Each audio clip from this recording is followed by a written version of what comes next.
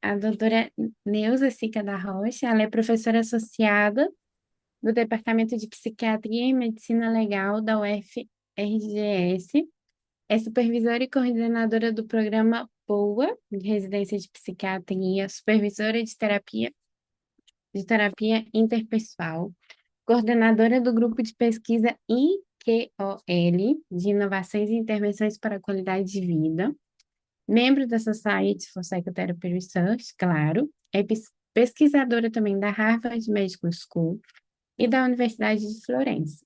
É professora permanente do PPG em Psiquiatria e Ciências do Comportamento e autora de inúmeros capítulos de livros e artigos científicos nacionais do Brasil e internacionais, né? É revisora de inúmeros periódicos nacionais e internacionais, é orientadora também de vários mestres, doutores e pós-doutores e pesquisadora 1B do CNPq. Então, a gente tem aqui uma profissional, assim, muito especial, muito completa. Vamos aproveitar de escutar ela, interromper, fazer perguntas. Se tiver pessoas aí, que eu não sei, querem fazer perguntas em espanhol, eu posso traduzir, a gente vai ajudando de todo mundo.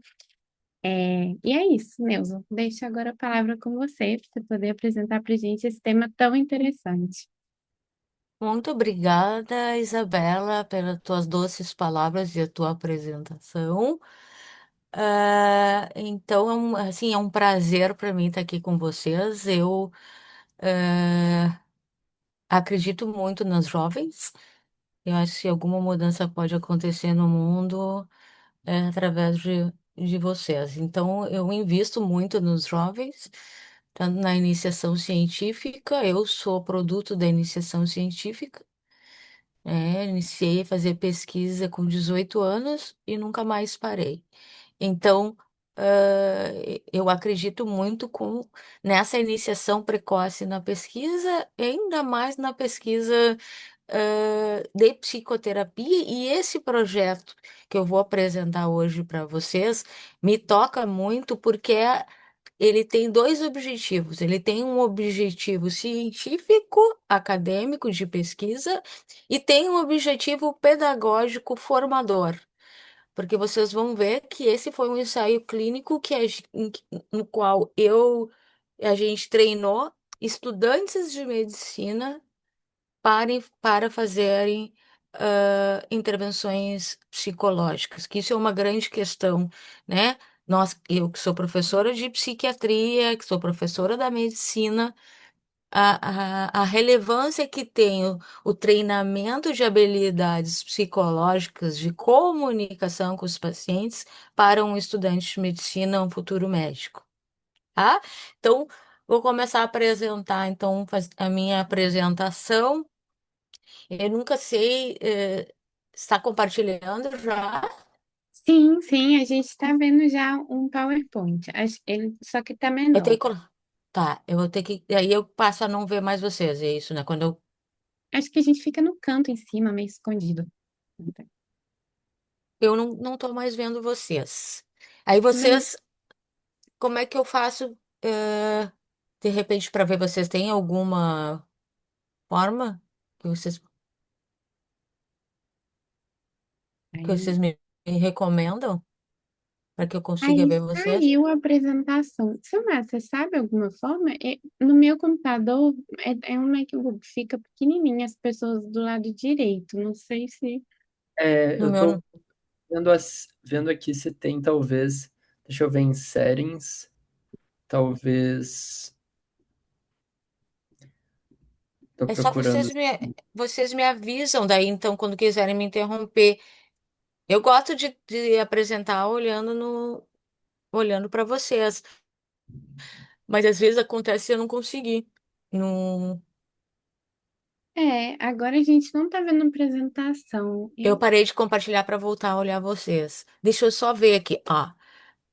Lado a lado, vamos ver se eu boto aqui. Ah, não, lado a lado, tá. Acho que eu consegui aqui organizar o meu layout.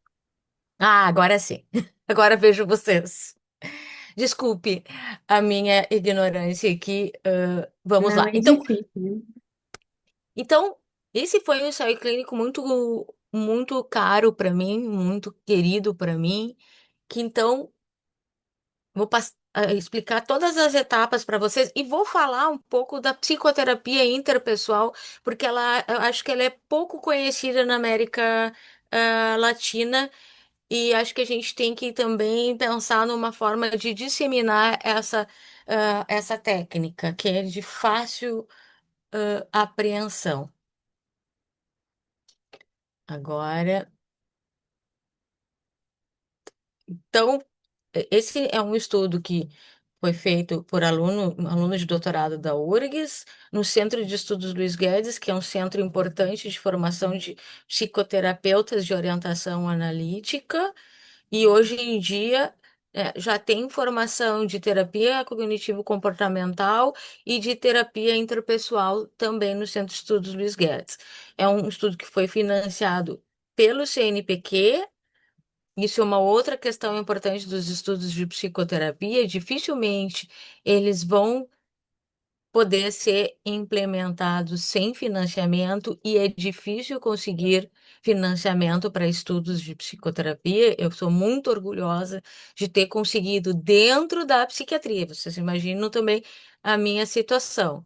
Dentro da psiquiatria, consegui um estudo que, né, financiado para psicoterapia e tem alunos que recebem, que fazem parte desse estudo, que recebem bolsas da CAPES e muitas vezes, né, o meu PPG, o nosso programa de pós-graduação, é nota 7, nota máxima na CAPES, nota de excelência no Brasil, que recebe também muitas verbas da CAPES. E o Hospital de Clínicas, que é um grande centro de pesquisa.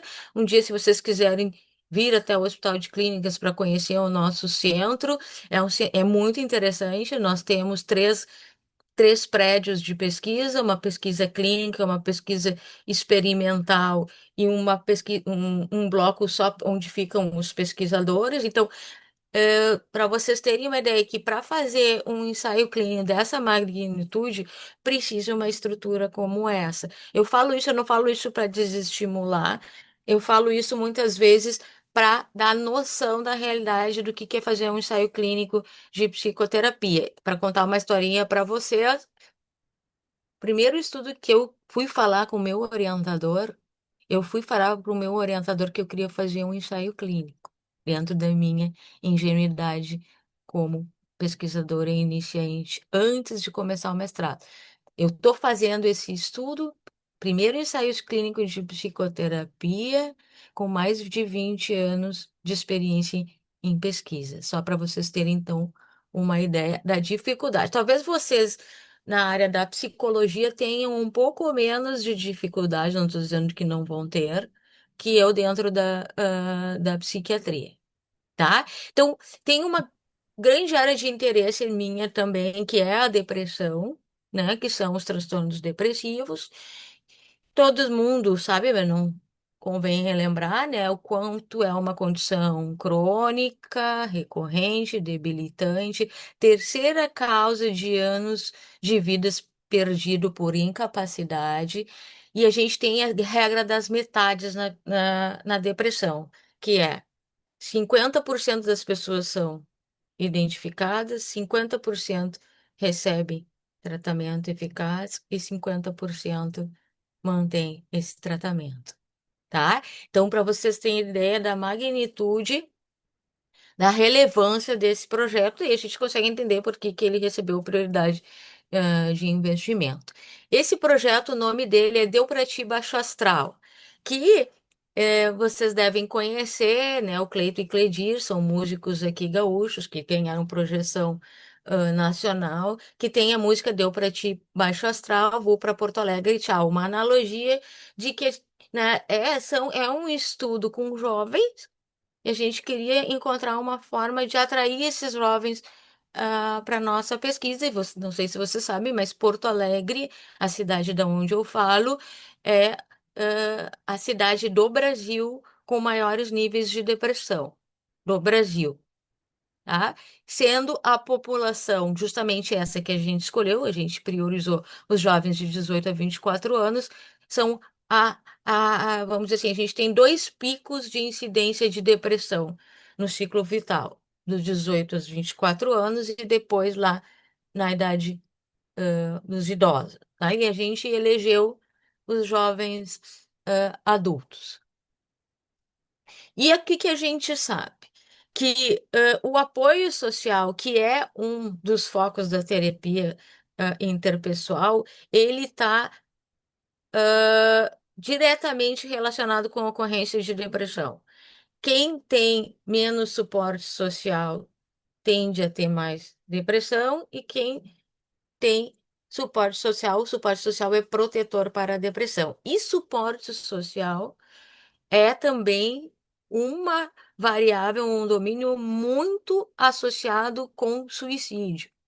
É uma das variáveis mais associadas com suicídio. Baixo suporte social, mais risco de suicídio. Tenho me interessado por estudar suporte social porque trabalho com pacientes com transtornos mentais graves. Muito também eu migrei para prevenção porque também me senti na obrigação de fazer algo para prevenir esses desfechos de pacientes com transtornos mentais graves. Tá? Então, aqui é uma revisão que mostrou, né, essa relação bidirecional que eu falei para vocês, né, do apoio social e transtornos mentais. Quem tem menos apoio social tem mais transtorno mental, quem tem mais apoio social tem menos transtorno mental. Nós somos aí, né, a base teórica da terapia interpessoal é a teoria do apego do Bowlby, né? Nós somos seres que precisamos dos outros, que precisamos estar conectados com os outros. Os outros são relevantes para nós. E tem também outros pensadores que dizem o ser humano é um animal social, né? Tá aí as redes sociais para nos comprovar isso que a gente diz. Os seres humanos são animais sociais.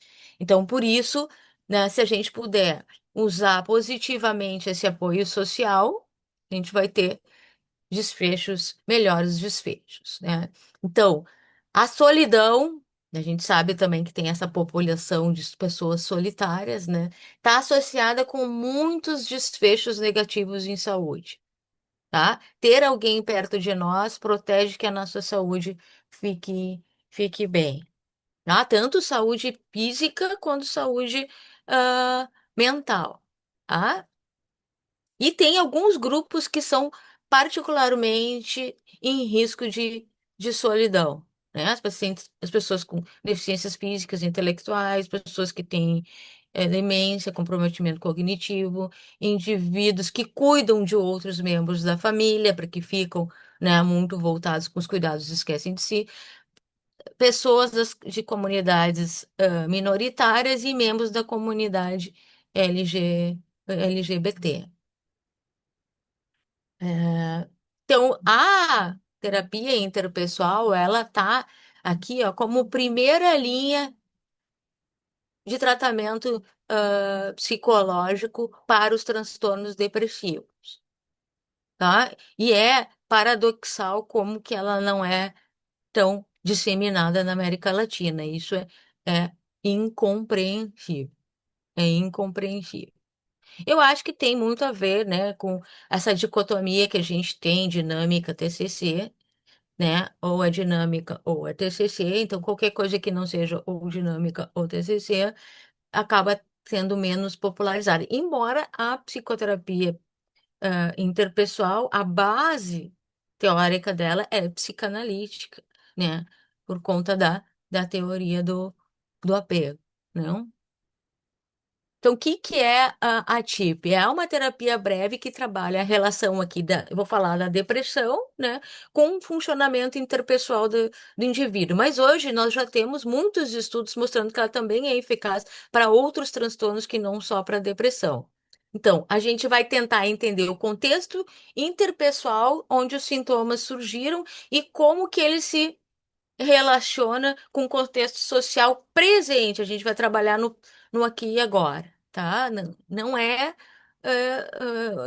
psicanaliticamente baseado no sentido de que a gente não vai trabalhar. A gente pode até conhecer a história pessoal do indivíduo, e é importante que a gente conheça, mas a gente não vai trabalhar as vivências precoces na terapia interpessoal, porque é uma terapia breve. Então, ela foi desenvolvida pelo Clerman e pela Mirna Weissman. A Mirna Weissman ainda é viva. Tem o John Malkovich. Ele muitas vezes participa, é um dos criadores também da TIP. Muitas vezes ele participa dos congressos da SPR. Eu já vi mesas dele nos congressos da SPR. Ele também é de Nova York. Então, ela surgiu para tratamento da depressão. Valoriza, então, a relação do paciente com o seu grupo social e com as pessoas próximas, e, como eu falei para vocês, se fundamenta na teoria do apego do Bowlby, das relações interpessoais do Sullivan e da importância do meio do Adolf Meyer. Uma questão importante, eu sou médica, né, gurizada? O cérebro, para mim, é um órgão importantíssimo. Então, uma das coisas que o Clerman falou e que eu acredito muito, uma das ideias iniciais dele, é que uma das grandes características do cérebro é que ele responde ao ambiente. E isso pode servir tanto para o bem quanto para o mal, né? A gente sabe as experiências precoces dos traumas, os eventos estressantes que os pacientes, nossos pacientes passam, afetam o cérebro dele, mas a relação conosco, a psicoterapia, ela é capaz de também responder. A gente mudar esse ambiente, o ambiente que o paciente vive, o ambiente mental dele, isso também gera alterações no cérebro. Tá? Então, quais são os princípios básicos? A remissão dos sintomas e melhora do funcionamento, foco e tempo limitados, se baseia em evidência científica. Isso é um negócio muito legal da TIP. O Clarman disse assim, ó, eu só vou popularizar ela depois que eu tiver o primeiro ensaio clínico mostrando que ela é eficaz. Ele teve esse compromisso ético muito legal da parte dele, tá? Ela não foi popularizada antes de ter evidência científica que funcionava, tá?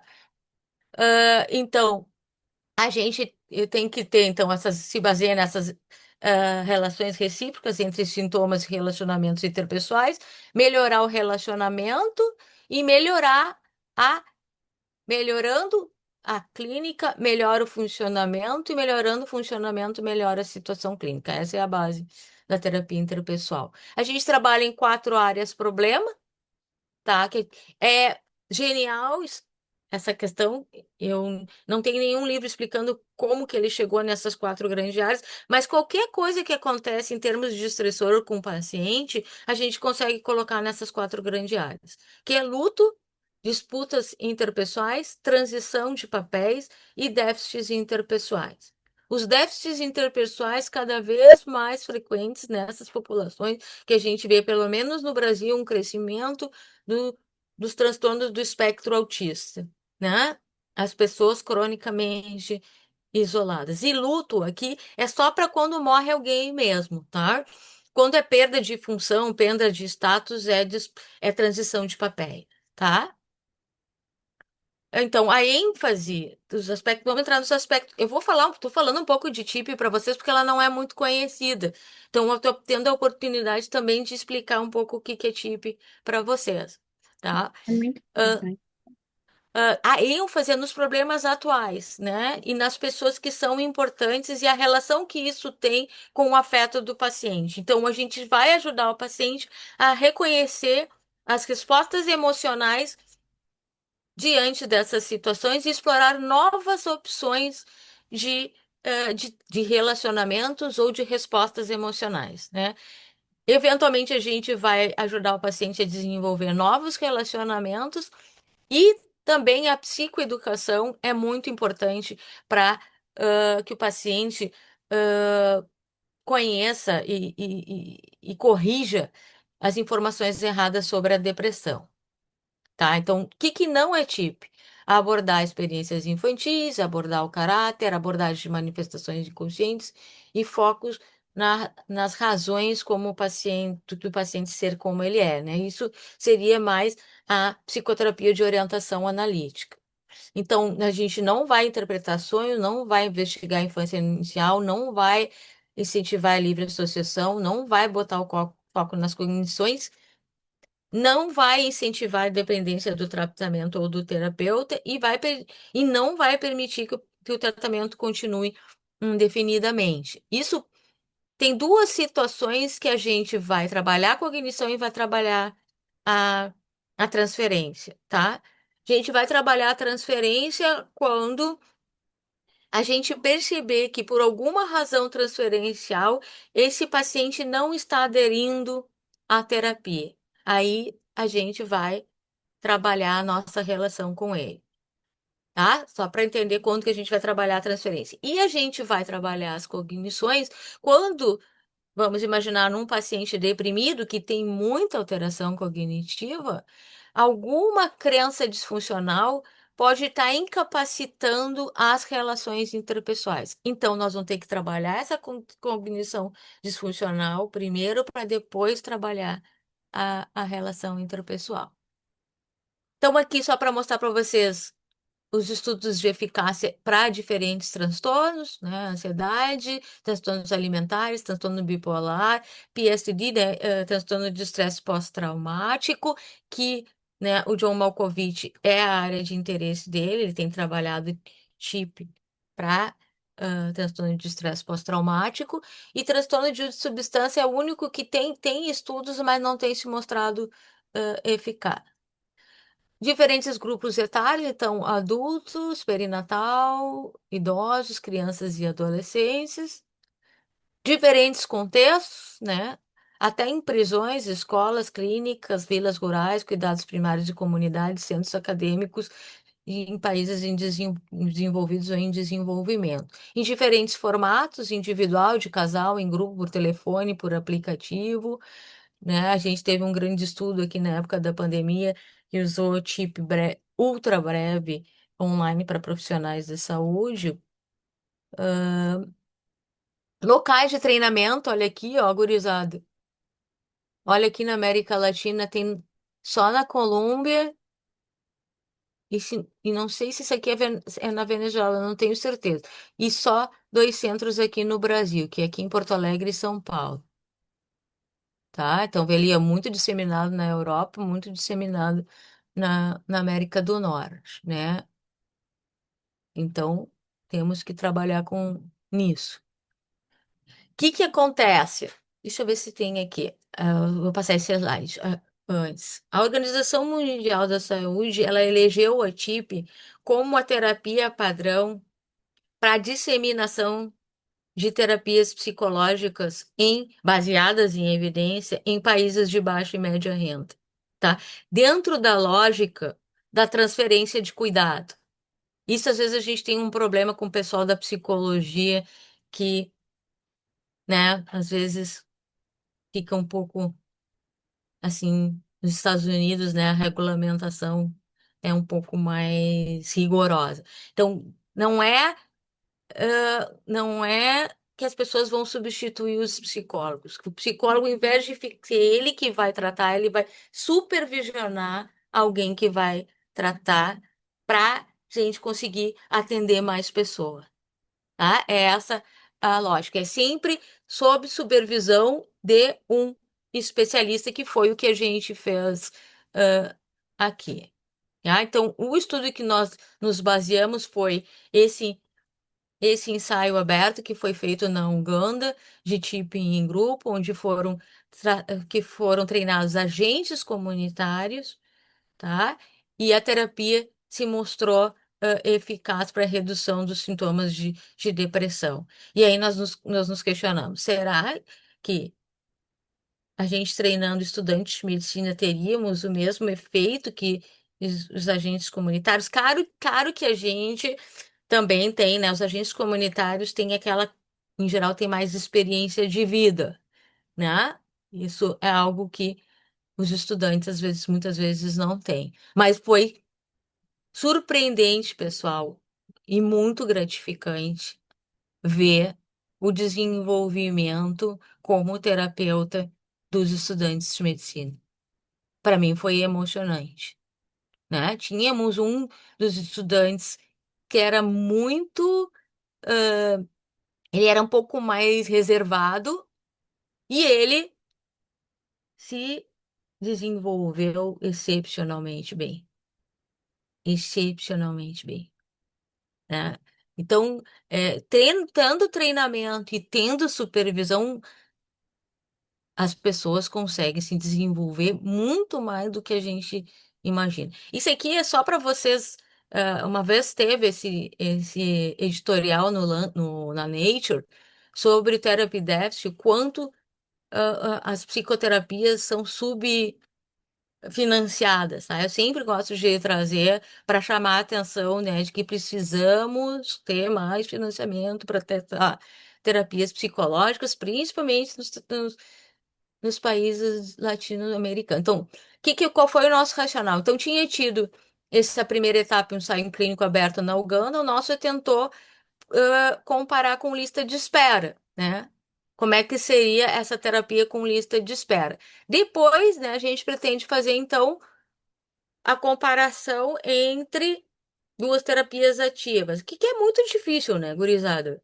O N é enorme, então É também não nos interessa saber quem é melhor, a gente só quer saber que a gente difícil. funciona. Alguma pergunta até aqui? Algum comentário, pessoal? Eu estou achando muito interessante a reflexão, porque eu estou fazendo a minha tese de doutorado aqui no Chile, que eu estou vendo a efetividade de uma intervenção para aumentar a interocepção e diminuir o mal-estar ansioso. No início eu pensei, pode ser um ensaio clínico randomizado, mas assim, o dinheiro da bolsa do governo não é suficiente.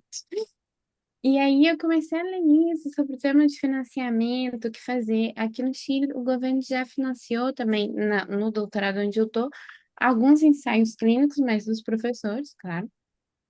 E aí eu achei um tipo de desenho muito interessante, que é o desenho de linha base múltipla, que permite fazer algumas inferências causais de se a intervenção gera mudanças, né, terapêuticas.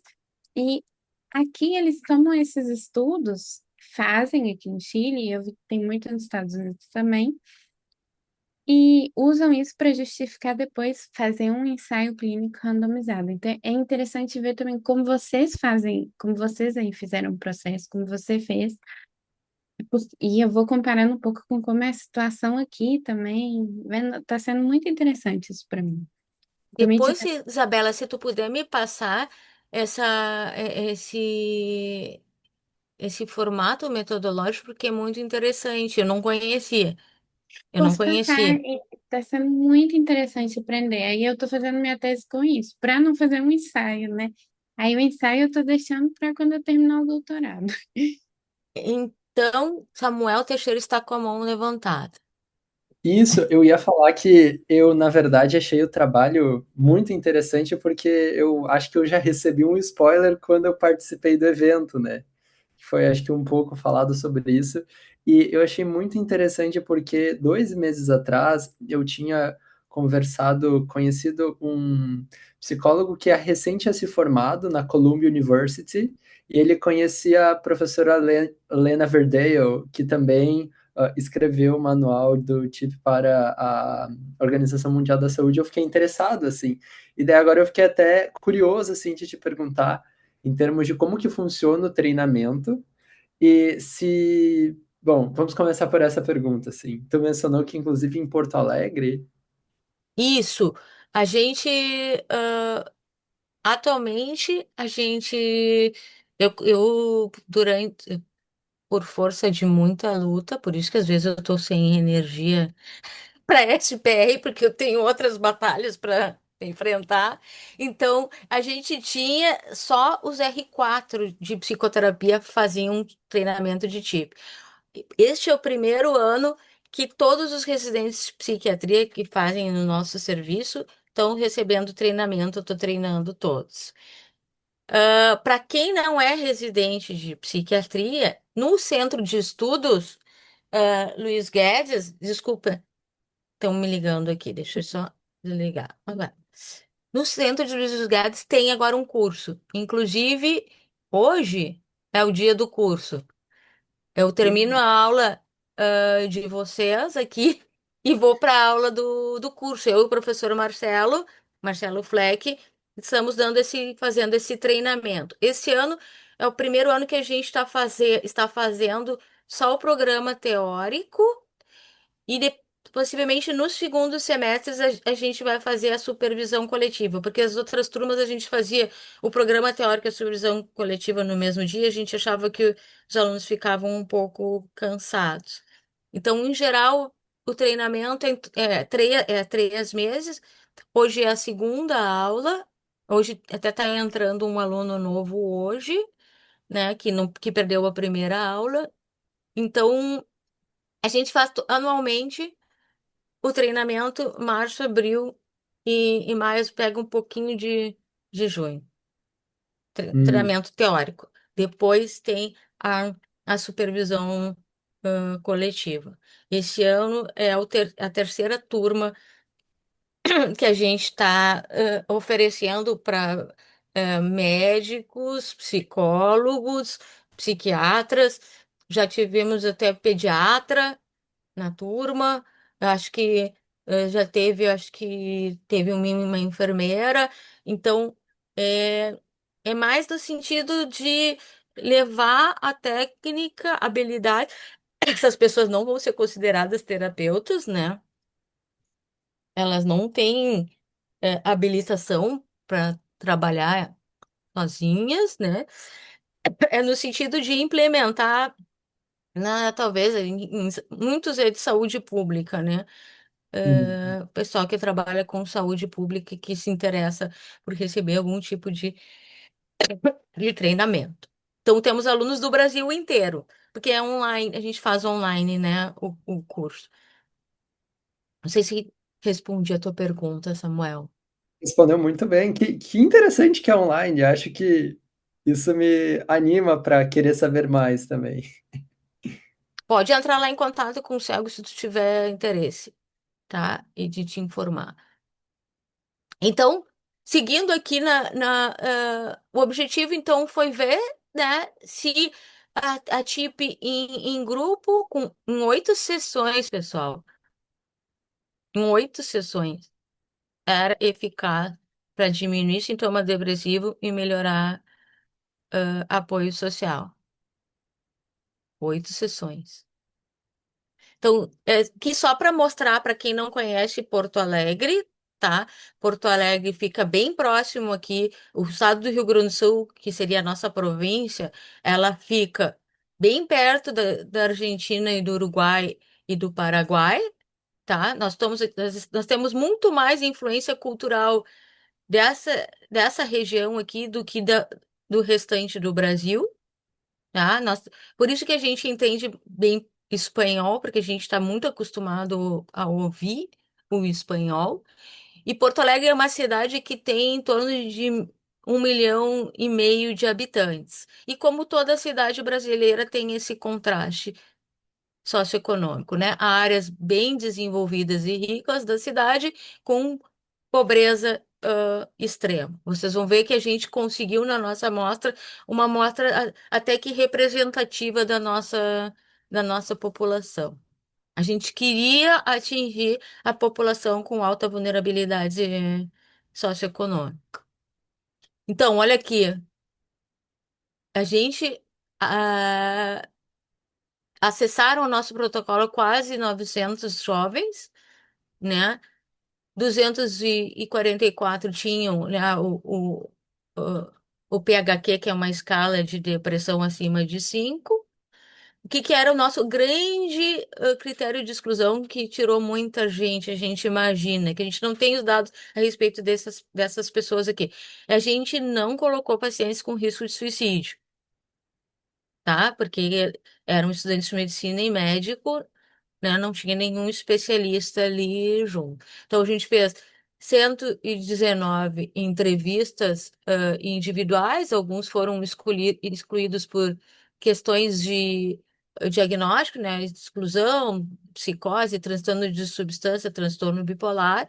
E aí tivemos 38 indivíduos incluídos que foram randomizados para intervenção em lista de espera. tá?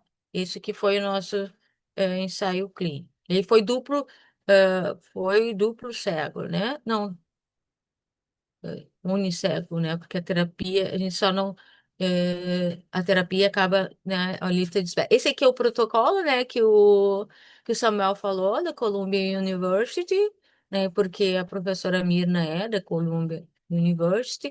Basicamente, a gente faz uma sessão individual com cada um para traçar a história psiquiátrica e a área problema que está trazendo cada um ao grupo.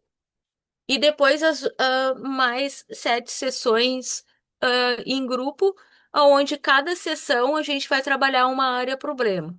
E depois a gente discute com os pacientes que áreas problemas eles querem repetir, porque às vezes tem, por exemplo, a gente tem, nos jovens a gente teve, eu não tenho aqui o dado, mas a gente teve mais transição de papéis do que luto, por exemplo, né? A gente teve alguns pacientes com luto, mas a gente teve transição de papéis. E como todos nós, né, como um raio não cai duas vezes no lugar, mas cai, a gente teve a sorte ou a desgraça de um dos grupos acontecer depois nós tivemos uma grande enchente, um grande evento climático aqui, que nós ficamos 6 meses sem aeroporto na nossa cidade, só para vocês terem a magnitude. E um desses grupos foi pós-enchente.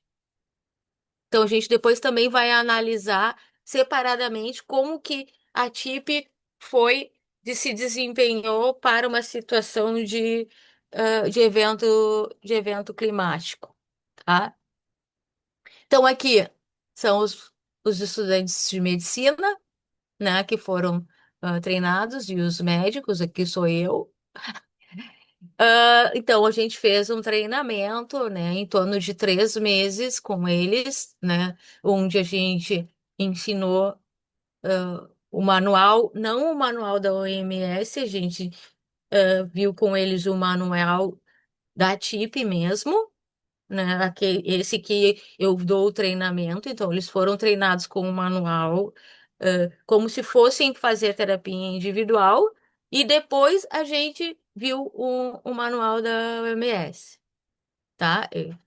Isso foi muito legal, porque foi uma construção, porque eu ia trabalhar só o manual, aí eles ficaram mais inseguros, e aí eu acreditei na insegurança deles, eu validei a insegurança deles e disse, ok, então se vocês querem saber mais, eu vou ensinar mais, então vamos deixar o manual, vamos pegar o manual raiz, vamos dizer assim, vou ensinar todo o manual raiz para vocês, e depois a gente vai para o manual adaptado, tá? Foi muito legal. A gente vai apresentar esse trabalho no Congresso Internacional de TIP em Pittsburgh agora, em junho. A estudante de medicina, essa estudante de medicina aqui, não sei se eu batendo aqui, vocês conseguem ver onde é que eu estou batendo? Essa Consegue, Sim. aqui, sim. Sim. ela né, vai falar sobre a experiência dela de ser terapeuta como terapeuta, né? A gente não diz terapeuta, a gente diz facilitadora de um grupo como estudante de medicina. O Júlio, que é o estudante de doutorado, vai falar sobre os resultados, e eu vou falar com a minha experiência como supervisora, que é o que eu tô, mais ou menos o que eu estou contando aqui para vocês. Então, eles tinham depois supervisões semanais, né? Todos os grupos foram supervisionados, né, durante 8 semanas. E através eles gravavam todas as sessões para não ficar uma coisa maçante. Eles traziam sessões dialogadas e se a gente tinha alguma dúvida da intervenção deles, a gente olhava a, a gravação. Mas a gente praticamente não olhou a gravação. Qual foi a maior dificuldade? Com alguns alunos que, por exemplo, já tinham se tratado com outras abordagens teóricas, eles começaram a ser, tipo assim, cópia dos seus terapeutas. Uns tinham experiência com ACT, eles começaram a tentar fazer ACT com, com os pacientes. Outro tinha feito psicanalítica, começava a fazer coisas, intervenções psicanalíticas. Aí eu tinha que estar todo o tempo mostrando para eles, né, nas supervisões, ó, TIP não é isso, né, vocês não estão fazendo ACT aqui, vocês estão fazendo TIP, não é dinâmica. Então, foi muito interessante de ver essa internalização do próprio terapeuta, né, na forma como os estudantes intervinham. Não foi fácil, foi trabalhoso, né? Mas foi gratificante ver assim o crescimento dos alunos ao longo ah, das terapias. Eu tinha sessões que eu chegava a ficar emocionada com a capacidade de intervenção dos alunos. E a gente sempre tinha combinado que era assim, quem conduzia era o aluno e o médico funcionava como coterapeuta. Só assessorava o aluno quando o aluno se apertava em alguma situação, tá? Então, essas aqui foram as escalas que a gente usou para avaliar apoio social e sintomas depressivos ansiosos. Os estudantes têm bastante, os estudantes não, os jovens têm bastante sintoma de ansiedade, né? E felizmente se mostrou eficaz também para a ansiedade. A gente fez análise de dados com modelo misto e olha só que interessante os dados sociodemográficos. Então, é interessante, a gente faz randomização, mas algumas coisas acabam ficando diferentes e a gente não sabe muito bem por quê, né? Então, tivemos negros e pardos na nossa amostra, o que nos deixou bastante feliz por conta das características da nossa população, e tivemos predomínio de classe C. Porque tem muitos ensaios clínicos aqui no nosso meio que acabam sendo classe A, classe B, né? E que aquela, vamos dizer assim, dos super saudáveis, né? Que as pessoas que quase que não precisam de, de terapia, né?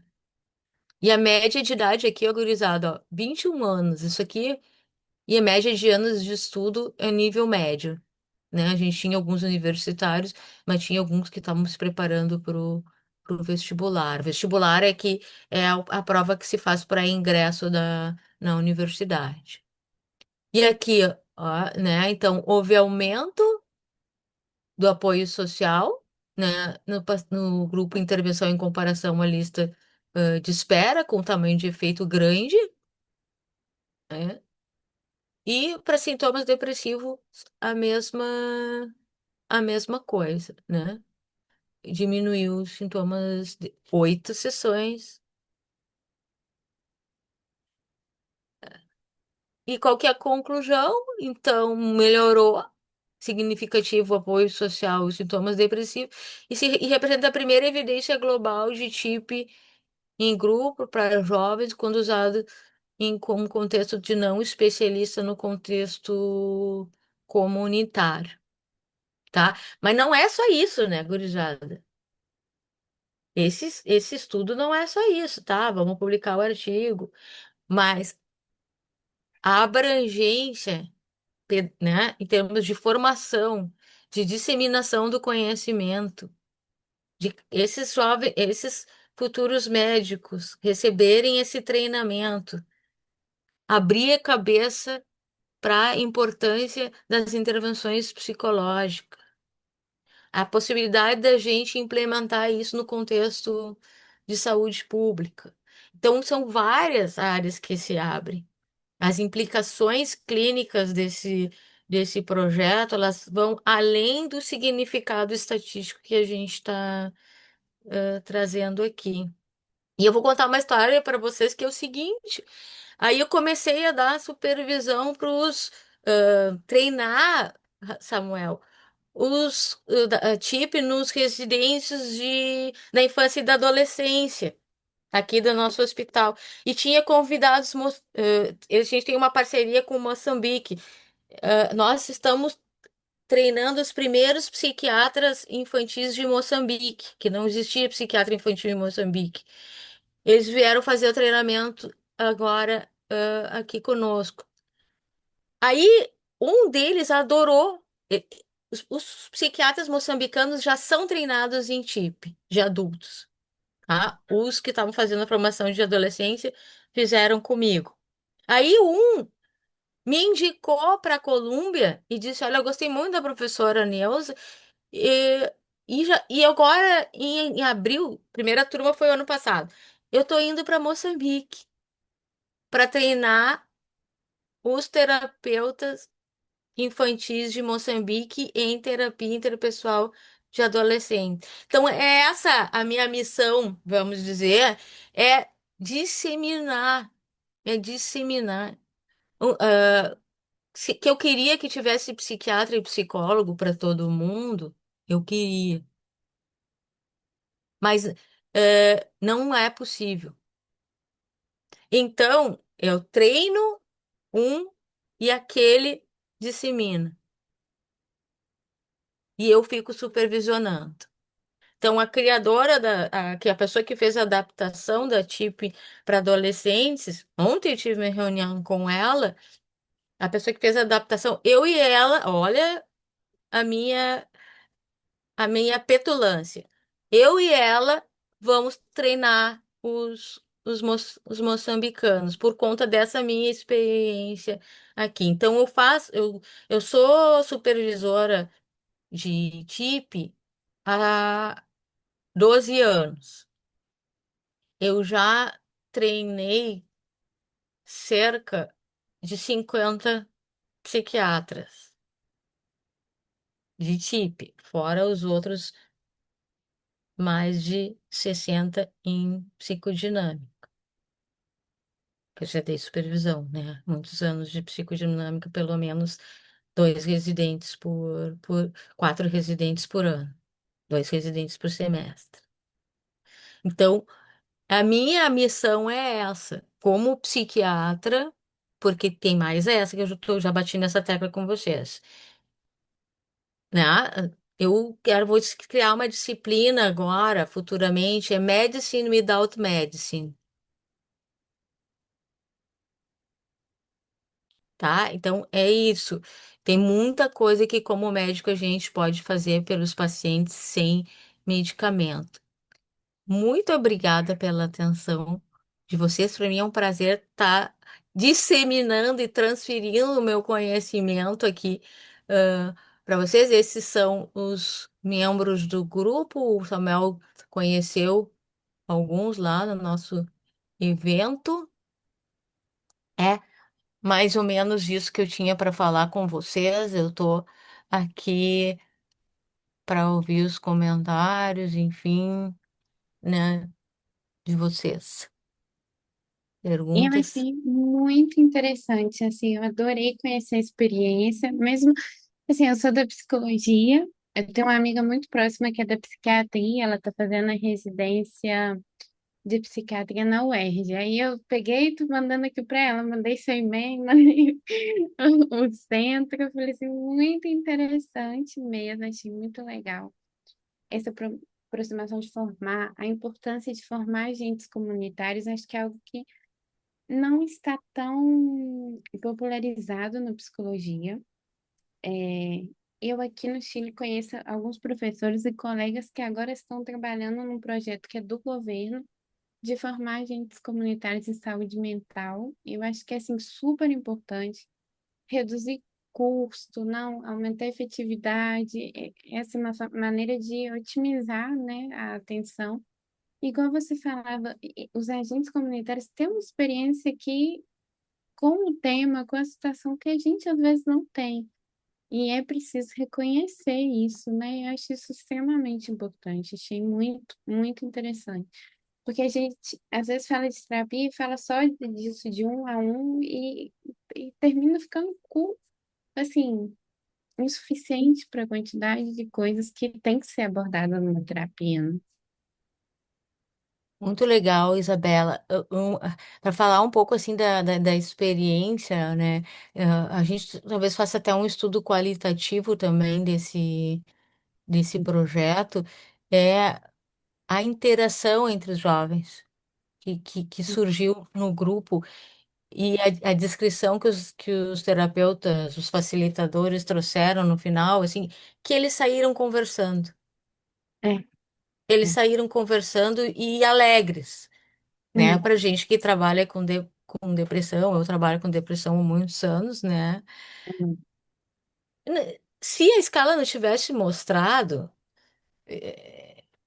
eu não ia ficar tão preocupada, né? Mas que bom que hum, mostrou, né? sim, Porque qualitativamente, nas supervisões, eu via o resultado da intervenção. E isso também foi uma dificuldade grande que eu queria comentar com vocês, que vocês têm interesse em pesquisa. Eu, eu funcionando como a figura que não deixava contaminar os dois grupos, né? Porque eu tinha o grupo no mesmo grupo de pesquisa, eu tinha o grupo dos terapeutas e hum, dos, né, os facilitadores e quem estava avaliando a intervenção. Então, hum, chegava na reunião do grupo, na hora que a gente ia discutir os resultados preliminares ou alguma coisa que não estava funcionando da coleta, eu pedia, pessoal, agora vocês me deem licença, vocês vão ficar lá fora, hum, os terapeutas, né? Vocês vão ficar lá fora, eu vou conversar com a equipe de pesquisa.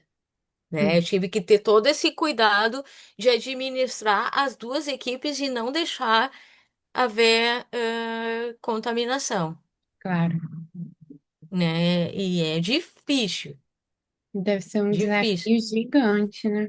É um desafio enorme que tem que ter Hum, muito pulso firme com eles, manter a motivação, né, dos terapeutas, manter a claro. motivação dos pacientes e evitar essa contaminação.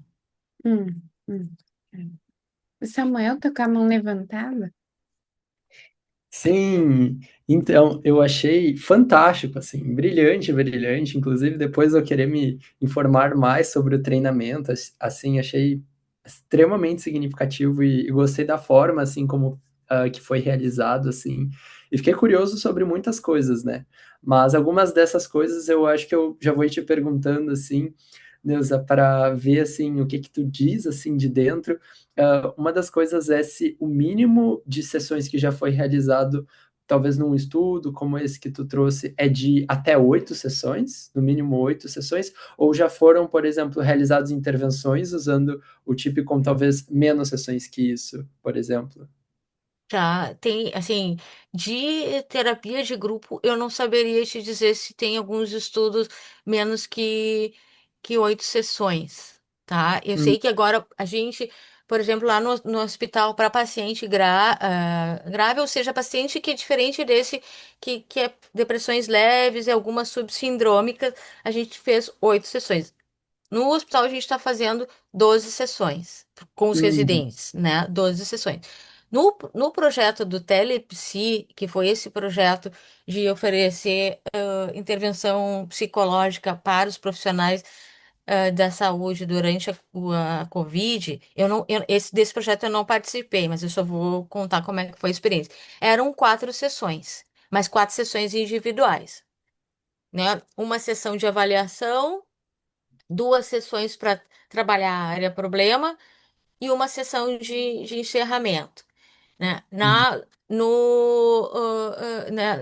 No grupo, então, a gente faz uma sessão individual para traçar a área problema e fazer o inventário interpessoal, que é outra ferramenta muito interessante de aprender para qualquer abordagem psicológica, ela é válida, saber quem são as pessoas importantes para esses indivíduos. Então, a gente faz isso na primeira sessão e depois são mais 6 sessões das áreas problemas e uma de finalização.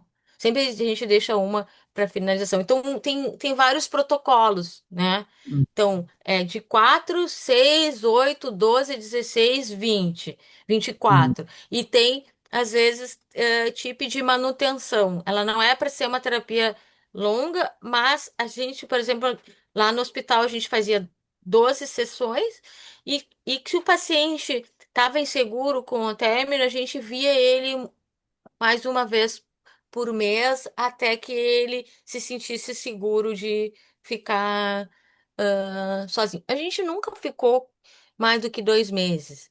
É só por uma Hum, questão assim, até da coisa da teoria do apego, né? Os pacientes que estão um pouco mais inseguros, a gente leva, né? Mas sempre com aquela ideia que não, assim, reforçar a autonomia, reforçar a independência, hum. reforçar os ganhos, né? E não sei se te respondi, Samuel. Com certeza. E outra coisa, assim, eu até fiquei pensando, assim, um pouco, pedi uma sugestão tua, assim, eu fiquei pensando, eu lembrei que naquele dia do evento você também falou do projeto que vocês estão realizando, assim, com o professor Joseph Currier, certo? Sim, Sobre sim, sim, sim, o Spirit. isso, eu queria saber, embora são assim, me parece ter objetivos diferentes, tu vê algum diálogo entre esses modelos de intervenção? Porque, por exemplo, algo que me chamou, por exemplo, atenção na amostra que vocês era que de fato havia um número bem significativo de uma amostra não religiosa, não é? E eu fiquei pensando, enquanto que, por um lado, o Spirit, ele trabalha mais evocando esses elementos, por exemplo, no grupo.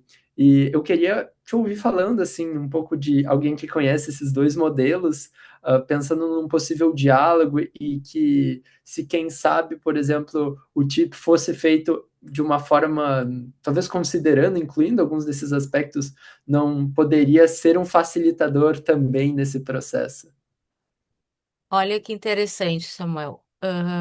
Primeiro, eu falo para os residentes, eu acho que a gente pode ser um terapeuta plural, mas a gente jamais pode ser um terapeuta eclético. O que Uhum, eu quero dizer com isso? Eu acho que a gente tem que aceitar a pluralidade, né, das intervenções e saber o que funciona para quem em qual momento. Mas quando a gente está fazendo, a gente saber o que a gente está fazendo e saber qual é a base teórica do que a gente está fazendo. uhum, Então, eu acho que o diálogo ele é possível, mas eu acho ele um pouco hermético, assim, no sentido de que quando eu estou fazendo o Spirit, eu estou fazendo o Spirit e o Spirit é baseado em TCC, é outra linha teórica. Tá? uhum. Aquilo que eu te falei, que eu falei lá no início, não é que a gente não possa abordar, mas a gente saber quando que a gente está abordando e por que que a gente está abordando, saindo, vamos dizer assim, da nossa linha teórica, tá? Eu Hum, estou falando também em contexto de pesquisa. Eu sempre brinco que a caixa preta a caixa preta do setting terapêutico, a gente nunca vai saber o que que acontece, porque possivelmente é uma mistura de tudo que a gente acha que funciona, tá? Mas estou falando em contexto de pesquisa e de treinamento e de formação, né? Que eu posso te dizer? É muito interessante a tua pergunta. Tem um colega que está trabalhando uma adaptação da TIP, levando em consideração essas questões da religiosidade, e da espiritualidade. Inclusive, hum. um deles está que está trabalhando comigo, não sei se tu te lembra dele, o Bruno Mosqueiro, ele está ele tá Ah, trabalhando, ele está trabalhando numa possível adaptação da TIP, levando em consideração as crenças religiosas, o né? Bruno Monteiro é um. Ele já é mais velho, não é? Já é. Agora. Não, não, ele é mais novo que eu, ele foi meu aluno de mestrado. Ele tem. Ele já. Mas assim, só o nome, assim. Eu não sei se é o Bruno que eu tô pensando, que já é doutor e já trabalha com espiritualidade há mais Isso, tempo. já é Ah, doutor e já sim, trabalha com espiritualidade há mais isso. tempo. Ele me deu aula na pós-graduação algumas semanas atrás, assim. Uhum. Deve ter dado, ele virou uma liderança nessa área. E ele que está E trabalhando comigo, conosco na questão do espírito. É muito interessante a tua pergunta. O espírito, até hoje, ele foi desenvolvido e validado, o protocolo, para pacientes com transtornos mentais graves em unidade psiquiátrica e tratamento intensivo. Então, a gente não sabe exatamente como que ele funcionaria em outro setting. Não Hum, tem por que não funcionar em outro set, porque se já está funcionando, né, em pacientes gravemente acometidos por transtornos mentais, não tem por que imaginar que não vai funcionar. Mas é um outro set, né? hum, Seria um outro set. É um setting mais estruturado, ele não, assim, ele não tem uma organização, né? A pessoa pode participar só de uma sessão do Spirit e não participar de mais nenhuma, ela não tem uma continuidade, como no caso do protocolo da TIP, ele tem início, meio e fim. O Spirit não tem início, meio e fim, né? O paciente pode participar das sessões do Spirit ah, on demand, né? Ele vai lá quando ele quer, né? A sessão, ela se encerra em si. Ela hum, se resolve em si. Não é para ter, não é, o paciente não é vedado que ele participe de mais sessões, mas não tem início, meio e fim, uhum, tá? Então, nesse sentido, não dialoga porque ele é uma sessão e ele não foi ainda validado para outros contextos como a, a TIP, né? A TIP já foi validada para inúmeros contextos. Então, ainda é incipiente, porque pode imaginar, a, a TIP ela foi criada nos anos 70, né, gurizada? 50 anos aí de experiência. Não é tanta experiência assim, não vai comparar com a psicanalítica, né, que mais de 120 anos aí de existência, mas ela é contemporânea da TCC. uhum, Os dois que criaram a TIP e a TCC eram colegas de departamento. O Clerman era colega de departamento do Beck. E os dois conversavam para tentar criar uma terapia que fosse de curta duração, muito assim, né? Dentro da dicotomia que existia na época, que era ou medicação ou terapia. Hoje não uhum, existe, vocês já estão sendo formados dentro de uma outra perspectiva, né? De não oposição de uma questão com a outra, mas na época tinha essa oposição. Se achava que os pacientes que faziam, se a gente desse medicação, os pacientes que faziam terapia ia reprimir a melhora dos pacientes na psicoterapia. E que se a gente fizesse psicoterapia nos pacientes que tomavam medicação, ia prejudicar o efeito da medicação.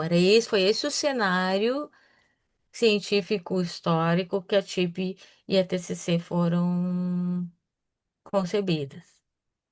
uhum. Tá? E por dois psiquiatras, que é diferente.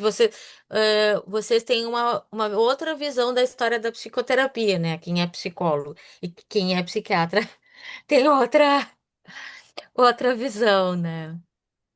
Uhum. Perfeito, nossa, muito obrigado, assim, acho que faz muito sentido, assim, ao mesmo tempo que existe a nossa suposição, olhando, pensando, olha, tá dando certo aqui, mas realmente essa questão de entender que vem de lugares diferentes, tem objetivos um pouco diferentes, é muito importante, né, então, muito A obrigado. gente, a gente nem sabe como que vai funcionar no Brasil ainda, né? Uma, Hum. os Estados Unidos é muito diferente do Brasil.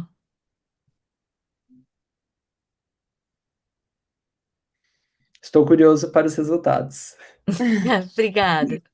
Aí bem você tem que curioso. mandar os artigos pra gente, né? Ou avisar, hein? Bom, mando com certeza. Assim que a gente tiver eles publicados, a gente manda para você. E alguns que eu citei aqui que já estão publicados, se vocês tiverem interesse, posso mandar também. Sim, se puder compartilhar, talvez você compartilhe comigo, eu mando pro Samuel, aí a gente Isso, monta. eu vou inclusive escrever um e-mail, assim, depois Ah, é perguntar melhor, mas experiência também que tu comentou do treinamento, vou querer as informações todas. Estou à tá. disposição e fico muito feliz com o interesse de vocês e muito obrigado pelo convite para estar falando aqui com vocês. Muito obrigada, Nilson. Obrigada por ter vindo. É muito bom ter um evento em português. Há muito tempo não falo português em um evento acadêmico, principalmente fazendo doutorado aqui no Chile. Então, foi muito bom para mim, eu adorei. Aí vamos tentar manter esse contato, né, se ver, abrir mais espaços assim e convidando mais estudantes brasileiros, mais espaço. com certeza. Muito É obrigado, verdade. Nelson. Deu para entender alguma coisa? Sim, sim. Consegui. Deu para entender. Porque às vezes a gente fala rápido, né? E às vezes fica difícil de entender. Se entendeu, se entendeu. Muito obrigada, pessoal. Bom descanso para todos. Boa aula Obrigado. para você. Sim, Obrigada. Paula. Obrigada.